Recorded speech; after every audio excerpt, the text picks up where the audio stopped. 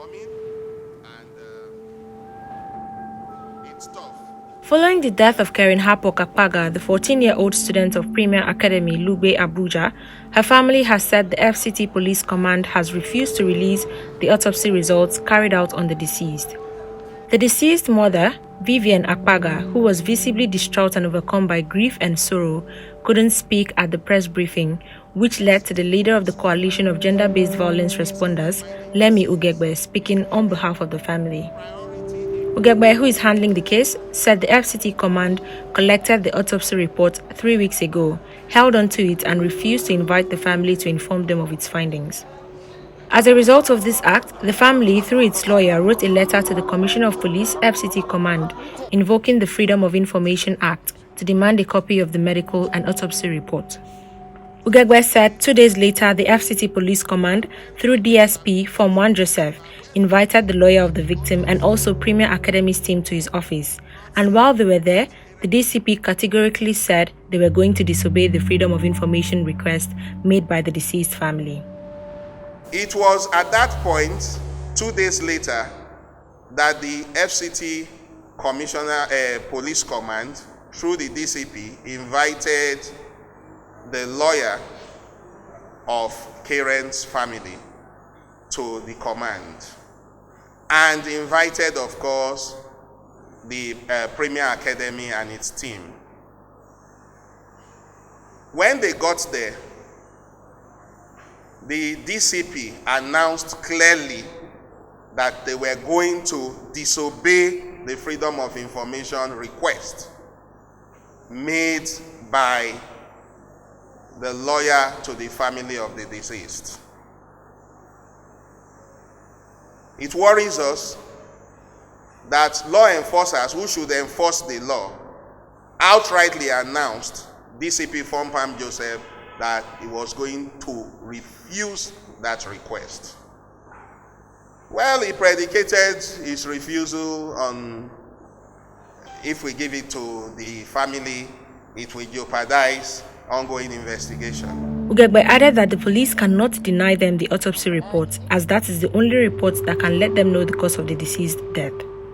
For all intent and purposes, you cannot deny me if my child has died in the circumstances that Keren has died.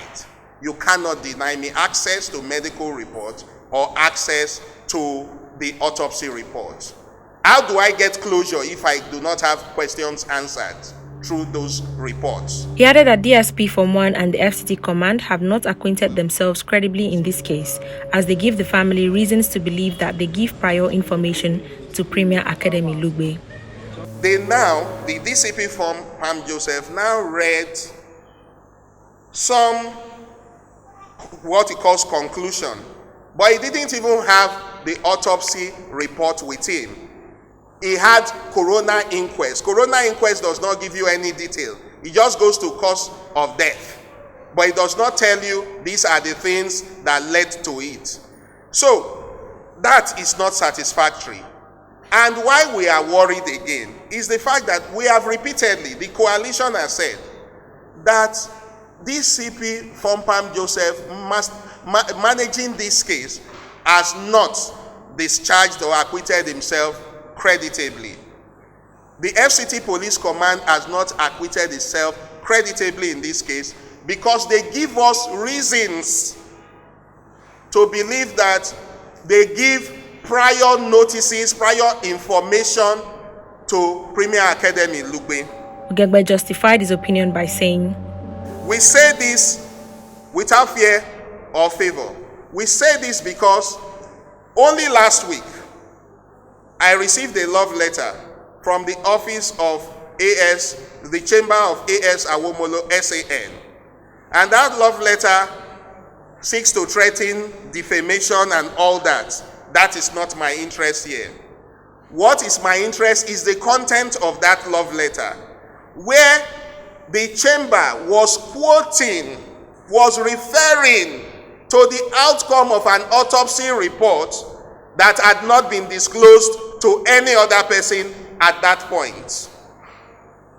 The letter, the love letter, was to the point that it was saying that You know, you are saying that the child was raped, blah, blah, blah, while you know that the autopsy report, which is now with the police, does not disclose that condom was in the child, that the child was raped. We cannot quote the autopsy report we have not seen. But as at September 3rd, the chamber of the SAN was quoting that, which is another incontrovertible documentary evidence that the police gives undue advantage and prior information to Premier Academy and its lawyers.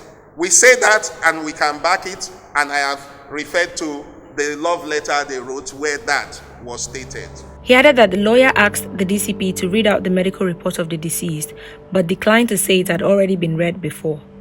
The DC said, but we read it before, we read it. And the lawyer said, neither me nor the mother is aware of what is there. You have not read anything. And he says, but we read it. Okay, maybe you were not here, we read it. How do you read a medical report that you are hiding from the mother to other parties without the mother or the lawyer being there? Another grounds for us to say the police is biased in this case. Lugbe added that the police said a DNA test would be conducted on some suspects who haven't been disclosed yet. But the coalition is requesting to provide people whom they think are suspects for the DNA collection. Now, they have come to say to the lawyer that they are going to conduct DNA tests for some people, okay, that are suspects in this matter. They haven't disclosed the people, but what we are saying is that the coalition has its intel because we've investigated. They want to do a DNA. We have our intel. We have people that we know. The family also has people that are directly connected with our daughter before she died.